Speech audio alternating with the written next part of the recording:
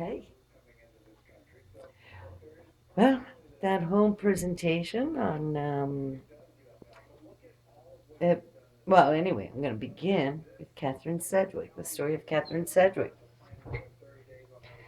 The intimacy between the two towns of Lenox and Stockbridge, based upon their proximity and their individual fame, has led to many comparisons over the years.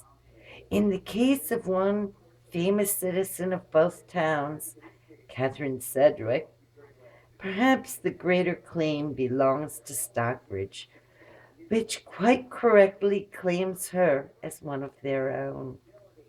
She was born in Stockbridge in 1789 and is also buried in the famous Sedgwick Pie section of the town cemetery. However, this woman has had a significant influence upon Lenox, creating an atmosphere of welcome to culture and society which had been missing before she had entered the scene. Catherine's father was the well-known lawyer Theodore Sedgwick, who defended Mum Elizabeth Bett in her fight for freedom from slavery. After his success in court, Mum Bett won her freedom and went to work for the Sedgwick family. In that position, she had a great influence upon the raising of young Catherine. Catherine was remarkably liberal. Um, Catherine was remarkably liberal for a woman of her day. Her first novel, A New England Tale, exposed the religious intolerance of Puritan New England in which she was raised and against which she rebelled. Her third novel, Hope Leslie, tackled the theme of the frustration of the Native Americans. In her final novel, Married or Unmarried, she tackled the subject of feminism as it was understood in her day. It was Catherine's belief that if marriage would not lead to happiness, and if the woman had the talent to support to support herself, she should remain single. Then the latter would be the best choice, etc. I think that's not well done. Catherine lived what she believed, never marrying and writing pamphlets, articles, and novels to earn her keep.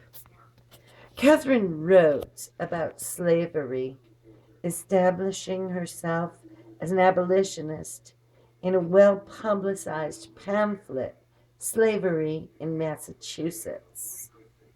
She really hit all the correct liberal keys, yet lived very conservatively, never marrying, opening a successful school.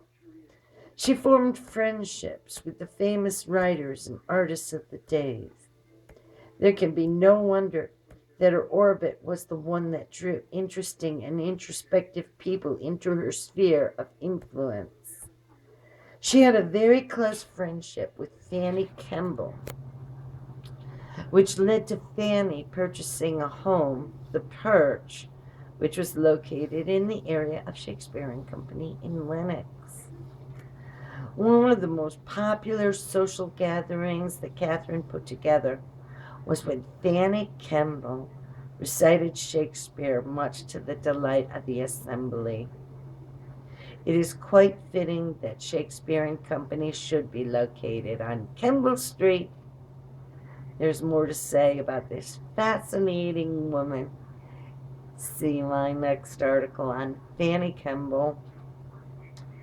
There are many reasons to mark out Catharine Sedgwick as an important person in Lenox history.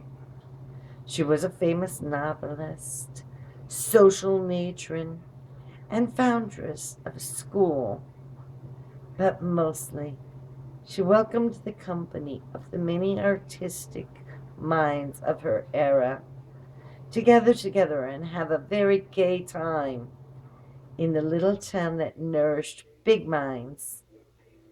And after her era, that little town would welcome big bank accounts. But first, it starts with liberal, open, intellectual, and artistic minds.